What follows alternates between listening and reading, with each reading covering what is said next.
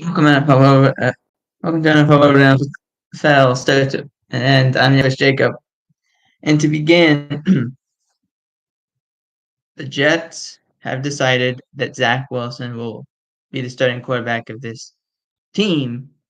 It's interesting because last week they said no, we're okay with Tim Boyle.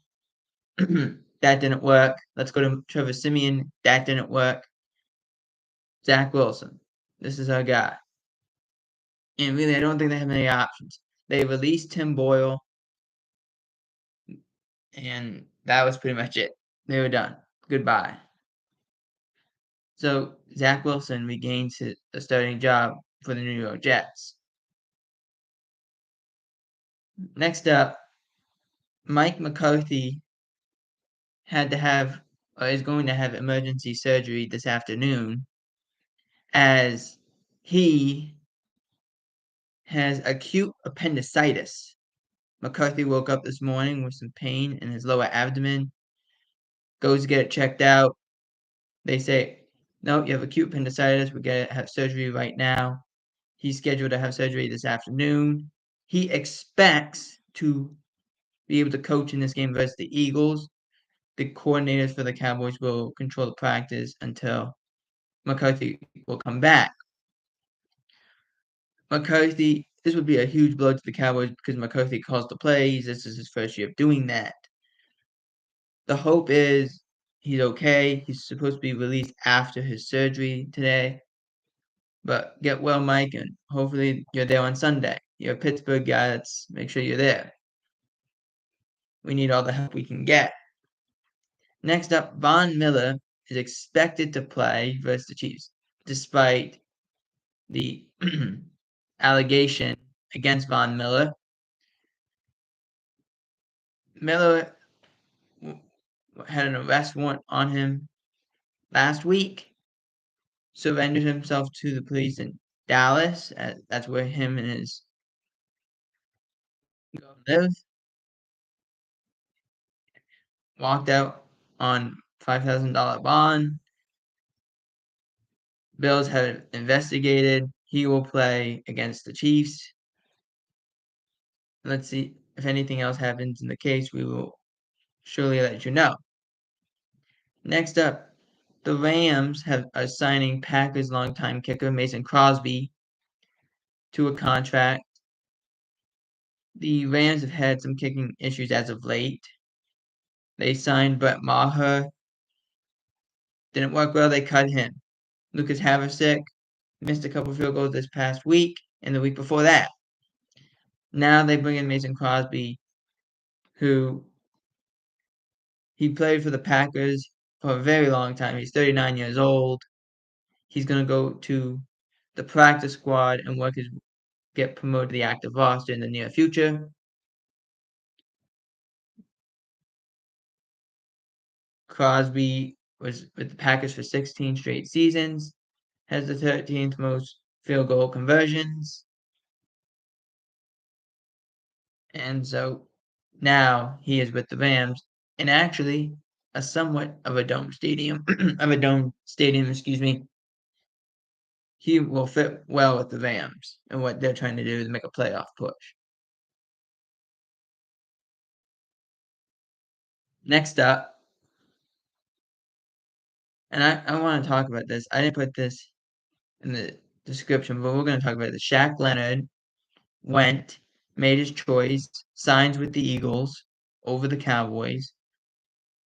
And from all angles I'm looking at this, I keep coming back to, did he already know where he was going? Then why did we just dance around it for a week?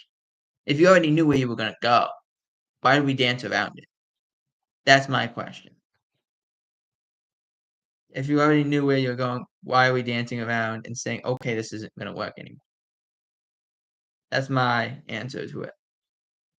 Next up, Jaguars Trevor Lawrence and Jaguars Christian Kirk both suffered injuries on Monday night. Trevor Lawrence has a high ankle sprain, should be okay.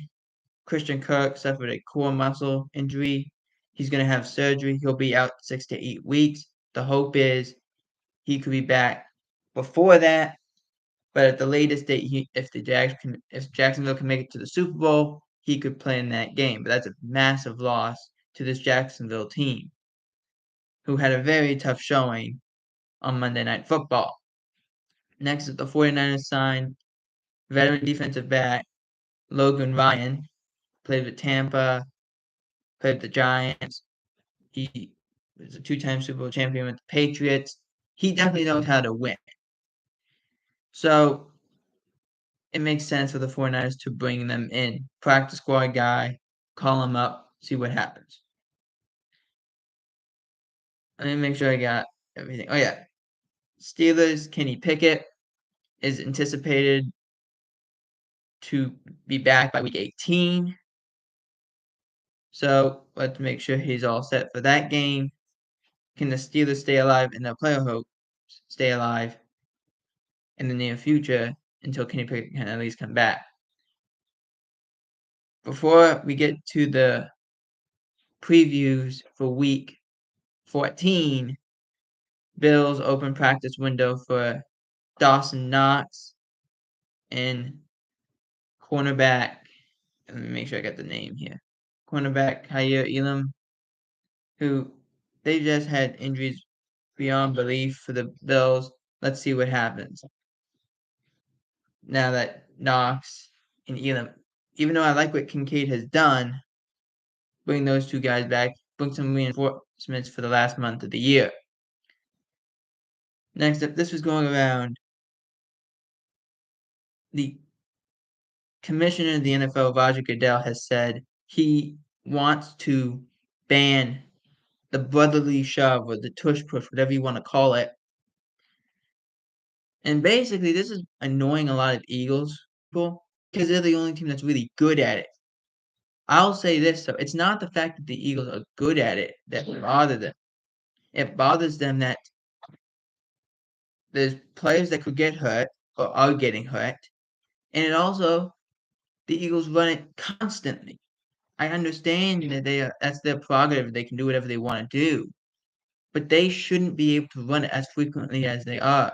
So to the point that that's what Goodell was making. Jason Kelsey went and said,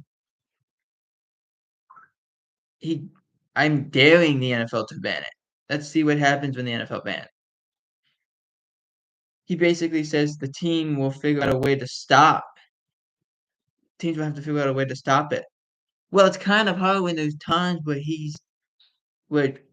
Jalen Hurts isn't even moving. The defense, the guys behind him are just picking him up and throwing him over like he's a loaf of bread. Like it's ridiculous over here. Then there's times he actually is moving.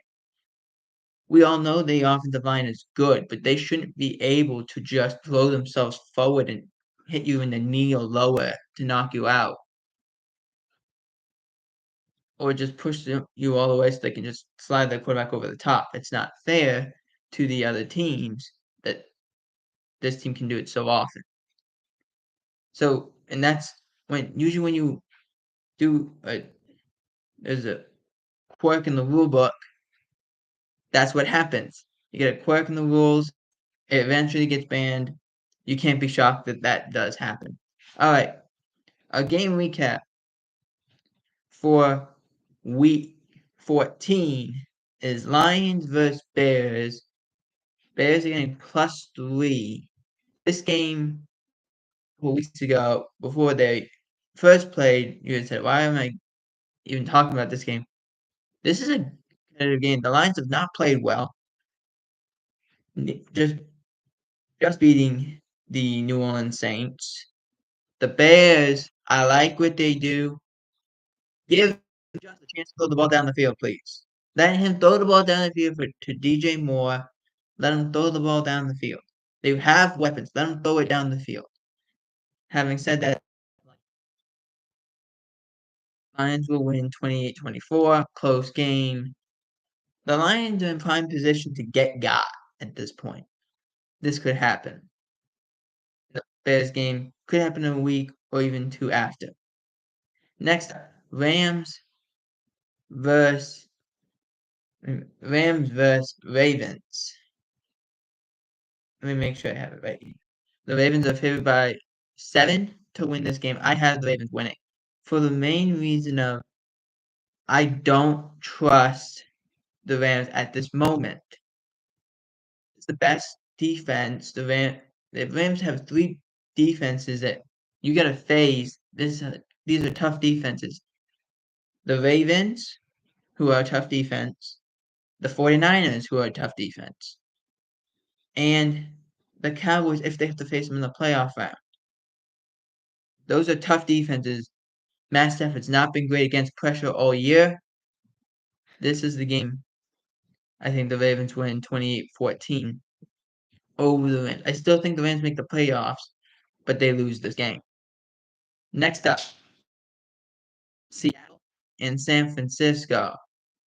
In San Francisco and Santa Clara, 49ers are favored by 10.5. And I really think this is so big because the spread's so big because we saw what happened on Thanksgiving night. The 49ers blew the doors off the Seahawks, 31-13. This score is very similar. However, the 49ers win 28-13. I just don't think Seattle can keep up with San Francisco. If I'm hoping Seattle finds a way to win this game, because it would make this division or this conference a lot more interesting if Seattle finds a way to win against San Francisco in Santa Clara. Next up, Bills versus Chiefs. Chiefs are favored by 1.5. I have the Bills winning this game. I just don't like how the Bills play most of the time. But the Chiefs, I don't like their offense. Their offense is terrible. They don't move the ball well. They play really bad on offense. Besides Travis Kelce, who's Mahomes throwing the ball to. It's Mahomes, it's Pacheco. That is it. They don't got anything. I don't like the Chiefs to make a deep playoff run this year. The Bills win this game. I have it as a close because these two teams can't play unless it's competitive football. Bills win 31-20. Next game, the final game, at Cowboys. Cowboys are favored by 3.5.